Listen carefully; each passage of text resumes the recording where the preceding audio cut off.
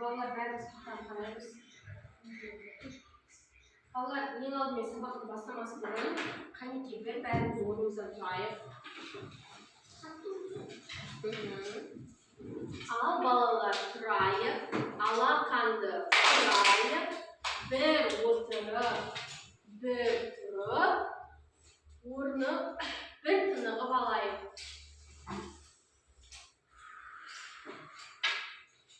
Орнымыздан тұрайық, белімізді жазайық. Қанекей белімізді жазамыз. Жоғары төмен бір қарап, сабағымызды бастаймыз. Ал отырамыз, қанекей бәріміз. Балалар, біз менің туған өлкем деген бөлімді өтетін боламыз, е? Бұл бөлімде балалар сөйлемнің айтылу мақсатына мұқият қараймыз. Айша, сөйлемнің айтылу мақсатына қарай бөлінетін түрлерді ажыратамыз. Сөйлем түрлеріне сәйкес тыныс белгілерді қоюды үйренеміз. Сөйлемдегі сөздердің байланысын сұрақ қою арқылы табуды үйренетін боламыз. Біздің бүгінгі өтетін тақырыбымыз лепті сөйлем. Бүгінгі өтетін тақырыпта балалар мәтіннің тақырыбы мен ондағы негізгі ойды анықтаймыз. Лепті сөйлемдерді құрап жазуды үйренетін боламыз. Қанекей бәріміз дәптерімізді ашамыз. Тақырыпты жазайық. Лепті сөйлем.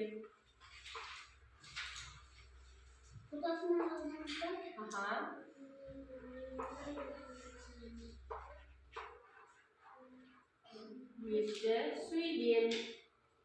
Енді тақтаға мұқият қарайды. Есендерге сұрақ қойғым келіп отыр. Бізге Айдос деген бала сынаққа келіпті. Ол Айдос сендерге сұрақ қойғысы келіп отыр.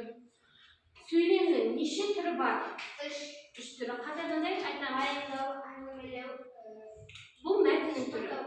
Бұл мәтіннің түрі, е? Пайымдау, әңгімелеу, сипаттау бұл ненің түрі? Мәтіннің түрі. Ал сөйлемнің қанша түрі бар балалар? Үш түрі бар. Оларды айтайықшы. Хабарлы сөйлем, сұраулы сөйлем. Хабарлы сөйлем, лепті сөйлем, сұраулы сөйлем екен. Лепті сөйлем дегеніміз не? Кім қалай түсінеді? Лепті сөйлем. Лепті сөйлем туралы бір нәрсе білеміз бе балалар? Білмейміз, е? Демек балалар бүгінгі сабақта лепті сөйлем туралы өтетін болады. Хабарлы сөйлемді білеміз бе? Хабарлы сөйлемді айтайықшы, қанекей. Хабарлы сөйлем дегеніміз не? Хабарлау мақсатында айтылған сөйлемді хабарлы сөйлем дейміз, е? Ал сұраулы сөйлем дегеніміз? Сұрау мақсатында. Сұрау және жауап алу мақсатында айтылған сөйлемді сұраулы сөйлем дейміз, е? Сұраулы сөйлемнің соңында қандай тіркес белгісі қойылады? Сұрақ белгісі. Ал хабарлы сөйлем соңында қандай тіркес белгісі қойылады? Нүкте. Ұмытпаймыз, жарай ма? Балалар, енді қазір бәріміз лепті сөйлем туралы видеоға назар аударайық. Адамның көңіл күйін, сезімін білдіретін сөйлемді лепті сөйлем дейді. Олар көтеріңкі дауыспен айтылады. Мысалы, сәлем, ала. Ар жақ қараймыз. Лепті сөйлемден соң леп белгісі қойылады. Келесі сөйлемді талдайық. Жауап алу мақсатымен айтылған сөйлемді сұраулы сөйлем дейміз. Сұраулы сөйлемдердің соңында сұрақ белгісі қойылады.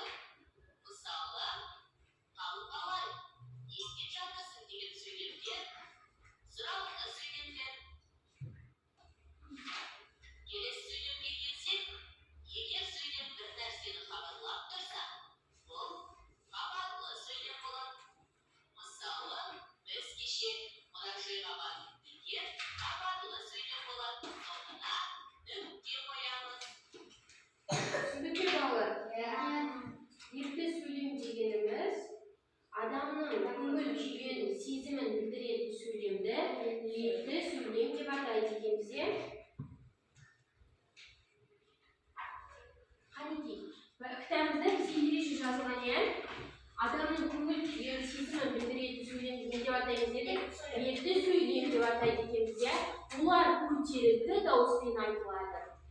Лепті сөйлемнің соңына қандай белгі қойылады? Леп белгісі қойылады. Леп белгісі міне былай белгілейміз. Көрді қоя бәріміз. Ал балалар, біздің оқулығымызда бірінші жаттығу берілгеніне қайрыла отырамыз.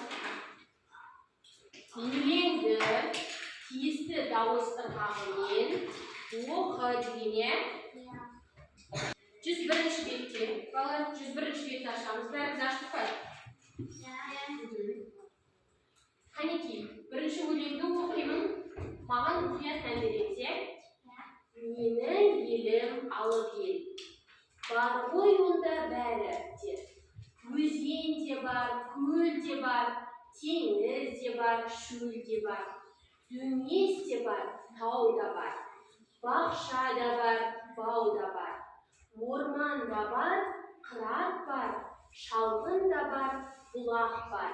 Алуан құспен аңы бар. Алып елді танып ал. Көрдік па балалар? Өлең не туралы екен балалар?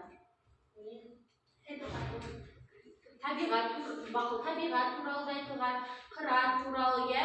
Одан бөлек теңіз, шөл туралы. Бұлардың бәрі не? Менің елім, яғни оның туып өскен жері туралы айтылған екен, иә өлеңде? Өлеңге ат қойыңызшы, қанекей. Менің елім деп қойсақ бола ма, әлде туған өлке деп қойсақ бола ма? Қайсысы? Қайсысы дұрыс деп ойлайсыздар балалар? Менің елім, иә? Менің елім. Өйткені ең бірінші өлең жолдары қандай сөздерден басталып тұр? Менің елім деген сөздерден басталып тұр, иә? Қанекей, бәріміз бұл өлеңді бәріміз бір іштен оқып шығамыз. Оқып біттік бай балалар? Балалар, енді осы жерде тұрған өлең жолдарынан екі сөйлемдерді табайықшы. Екі сөйлемдер. Бар ғой онда бәрі, иә? Сосын? Алып елді танып ал. Бұл екі сөйлемнің екі сөйлем екенін қайдан білдіңдер балалар? Адамның көңіл күйін, иә, көтеріңкі дауыспен оқылып тұр. Сосын? Соңында қандай белгі тұр? Соңында лепті белгісі тұр екен. Енді балалар, бәріміз екінші жаттығуға қараймыз. Кітабымызды көрдік па балалар? 101-ші бетте соң жағында тұр, иә? Екінші жаттығу. Табиғатқа не жатады? Суретті толықтырып айтып көрді, иә? Бізде ағаш беріліпті, ағаштың суреті. Бұл жерде ненің суреті берілді? Күн табиғатқа жатады. Сосын? Гүл. Тағы да? Су. Сосын? Ауа. Жел. Тағы да? Топырақты. Тауды жатқызуға болады. Тағы да? Аңдарды, құстарды жатқызуға болады. Жануарлар. Қоңыздар, жәндіктер. Тағы да? Жеміс-жидектер, иә? Осының барлығы не екен балалар? Табиғат екен, иә? Табиғат, біз өзіміз далаға шыққанда нені көреміз балалар? Ең бірінші ағашты, жерді, тау. Сосын астында не күннің жанында не тұрады? Бұлттар тұрады, иә? Осының барлығы табиғатты құрайды екен.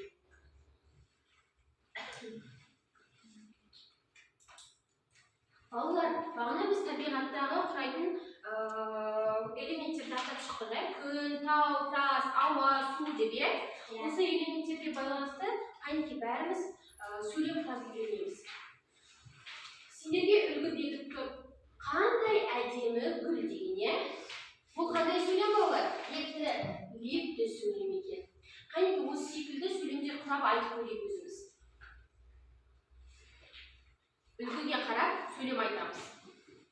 Тауға қарап қандай не деп айтамыз балалар? Қандай әдемі тау дейміз. Сосын тағы да қандай биік тау дейміз, иә? Сосын тағы да қандай сөйлемдер құрауға болады? Қанекей құраймыз балалар, лепті сөйлемдер.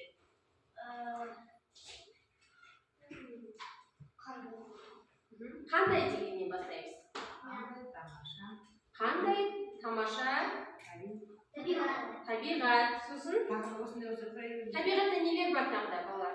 Су бар, е? Су. Қандай? Тап-таза немесе тұнық су, иә? Тағы да? Қандай ауа? Қандай таза. Таза ауа. Тағы да? Айта Мағжан. Не деген топырақ? Неткен құнарлы топырақ, иә? Тағы да? Қандай дәмді жемістер? Қандай дәмді жемістер? Не деген әдемі гүлдер? Жарайсыздар. Тағыдан жақтан. Дамира. Мінекей қасырып айтамыз. Қандай деп Тележан. қандай деп ойлады? Қандай әдемі ән деген сияқты. Айта Мағжан. Қандай әдемі жемістер? Жемістер, иә, жемістерден бастайық. Қандай әдемі тастар? Тастар. Қандай деген әдемі су? Иә, қандай әдемі? Не деген? Не деген әдемі ағаштар? Иә, әдемі ағаш тағы да ағашқа қалай айтса болады? Айта ғой. Қандай әдемі аспан, иә? Сағат? Қандай әдемі аспан? Аспаннан басқа. Олар жануарлар туралы айтайықшы. Не деген әдемі киви? Киви, иә, киви деген киви жемісте бар. Құс қой. Жемісте бар және кішкентай киви құсы да бар, иә? Ол өте кішкентай болады. Тағы да қандай? Айта ғой, Али. Қандай әдемі табиғат? Қандай әдемі табиғат? Не деген әдемі балықтар? Гаухар. Қандай? Қандай әдемі Құстар. Құстар. Балалар, демек қандай, не деген, тамаша деген сөздерді пайдалану арқылы біз епті сөйлемдер құрай алады екенбіз, иә? Қанекей бәріміз дәптерімізге жазайық. Дәптерімізді ашамыз.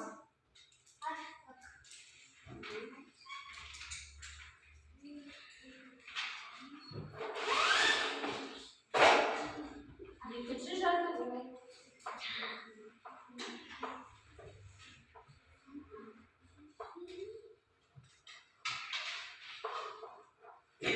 Қанекей құраған сөйлемдеріміздің бір-екеуін жазайық, жарай ма? Қандай? Қандай әдемі тасбақа? Қандай әдемі таш? Тасбақа. Қандай әдемі аспан? Қандай әдемі гүлдер? Қандай әдемі көбелек? Бірінші қандай әдемі табиғат деген жазайық, жарай ма? Екінші қандай әдемі тасбақа?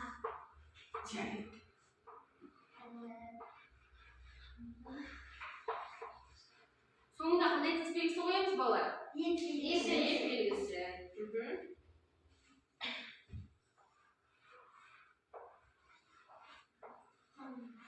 Қандай әдемі аспан? Қандай әдемі дегеннен басқа сөз қолданайықшы енді, балалар. Қандай? Тауға не деп айтамыз еді? Қандай? Биік тау. Неге сүйкімді киви?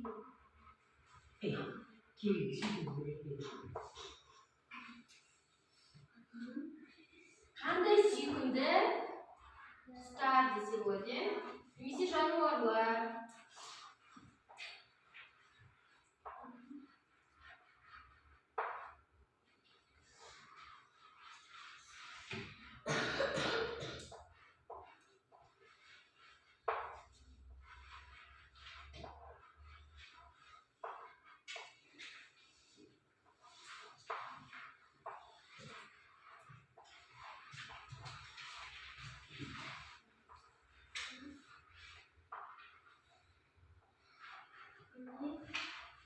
Соңына сөйлем соңына міндетті түрде ет белгісін қоямыз. Қанекей жазайық. Ал балалар, жазып болдық па бәріміз? Оқушы қалай отырады?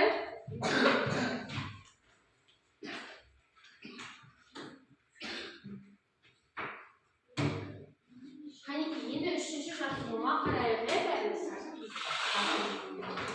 Үшінші жаттығу. Балалар, тиісті дауыс ырғағымен оқыңдар дейді. Атау деді кітап оқып отырған кітап. Ау ботам, жақсылық деген не? Жамандықтан аулақ болу. Dеді atасы. Al жамандық дегеніміз не ата? Деді Іңкәр. Жақсылықты ұмыту. Деді atасы. Іңкәр ойланып қалды дейді.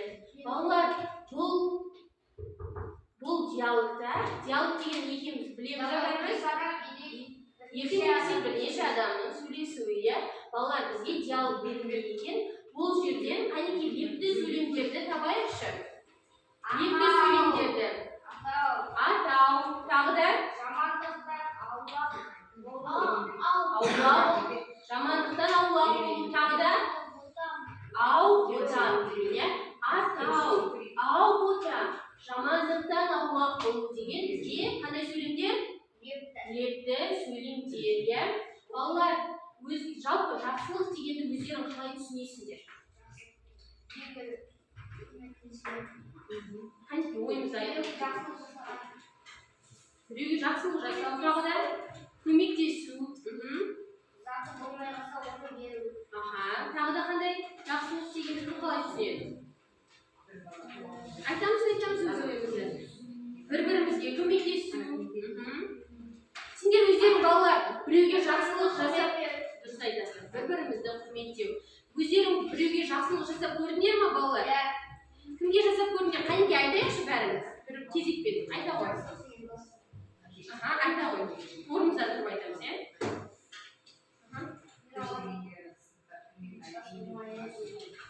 жарайсың. Кім тағы қандай жақсылық жасап көрді балалар? Жақсылық мүлдем жасамадық па? Айта ғой. Мен үйді пилесос ұстадым. Анамға көмектестім. жасауға. Жарайсың. Айта ғой, Дамия. Асады. Ыдыс жууға, ыдыс-аяқ жууға көмектесің. Гаухар.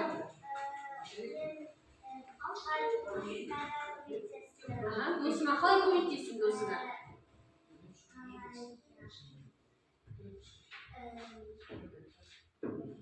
Оған мысалға кітап оқуға, сабаққа көмектесің, сабақты оқуға көмектесің. Балалар, Раян алды қара. Раян Бақжан алды қара. Балалар, Айша айта ғой.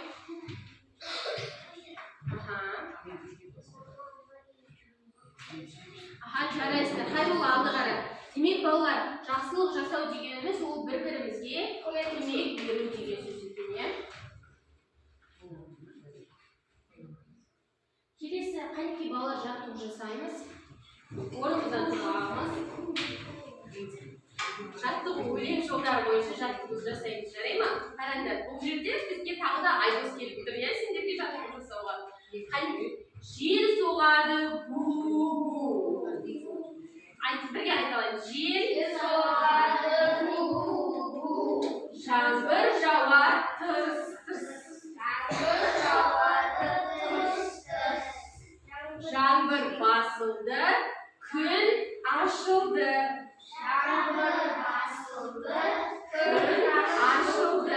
Жарайсыздар. Қанеки қолымызды ашып жұмамыз. Саусақтарымызды сілкейміз балалар. Аяқтарымыз сілкейміз. Аяғымыз сілкейміз. Жарайсыздар. Орындарыңа отырыңдар. Балалар, енді төртінші жаттығуға қарайық, мұқият қарайық. 1, 2, 3. Төртінші жаттығу. Сөйлемдердің соңында тиісті тыныс белгілерін қойып жазыңыздар. Бізге сөйлемдер беріліпті, оның соңында ешқандай тыныс белгілер қойылмапты. Қанеки тыныс белгілерін қойып көшіріп жазамыз. Бірінші, өзеннің жағасы қандай керемет? Леп белгісі. Келесі екінші сөйлем. Айбар шалғымен шөп шапты. Қандай сөйлем? Хабарлы сөйлем. Хабарлы сөйлем соңында қандай сөйлем? Нүкте. Саябақтың іші сондай тып-тыныш. Сондай тып-тыныш. Лепті сөйлем. Себебі көңіл күйді білдіріп тұр.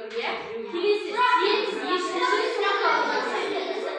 қанеки бәрі жазамыз. Төртінші жаттығу.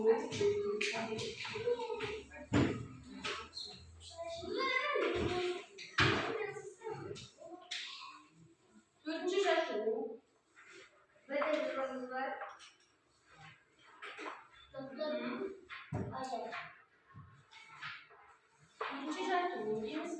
Bir дейміз да. Балалар, мына енді сендерге сөйлемдер беріліп тұр ғой, иә, көріп тұр ма сендерге?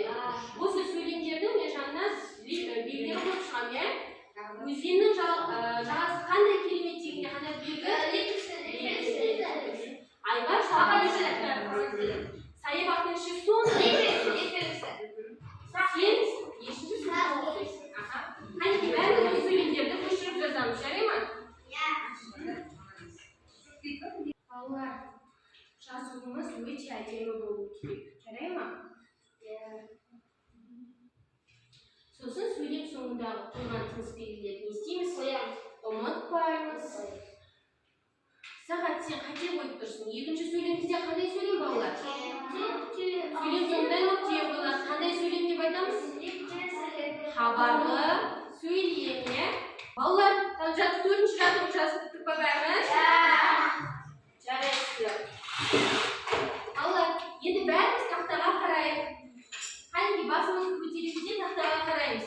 Үйге 15-ші жаттығу берілмейді. Өзін 2-3 лекті сөйлем құрап жазамыз. Лекті сөйлем, міндетті түрде барлық лекті сөйлемдер құрады қоя. Тура сол секілді лекті сөйлемдер құрап жазамыз. Жарай ма? Енді балалар, қанекей қазір нысана деген ойынды ойнаймыз. Бұл ойын бойынша мен сендерге қазір қағаз таратып беремін.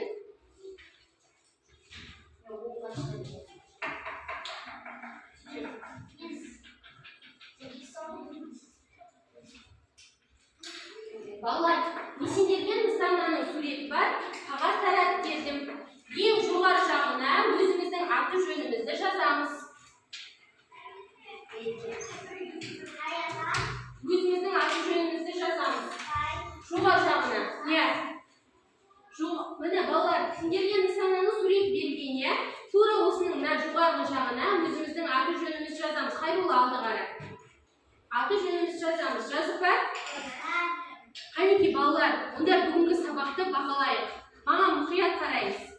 Бізде нысанада 1, 5 және 10 деген сандары көріп тұр. Бәрінде бар ма? Егер балалар сабақ ұнаса, 10 деген нысананың үстіне дұрыс деген белгіні қоямыз. Ал егер сабақта орташа деңгейде ұнаса, онда 5 дегеннің жанына қаламмен жаза беріңдер. 5 деген жанына дұрыс белгісін қоямыз, иә? Ал егер сабақ мүлдем ұнамаса, сұрақтарың бар болса, 1 дегеннің жанына дұрыс белгісін қоямыз. Және сұрақтарыңды, мына нысанада көрсетілген жолдар бар ғой, сол жерге сұрақтарыңды жазып кетсеңдер болады. Қанекей жазамыз?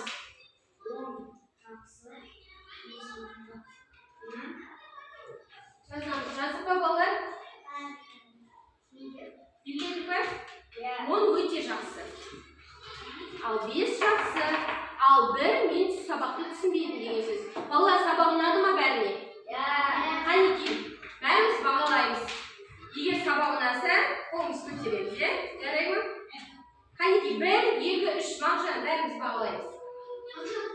1, 2, 3 ал. Жарайсыңдар балалар. Үйге берген тапсырма түсіндіңіз ме? Түсінікті, иә? Аха, жарайсыңдар.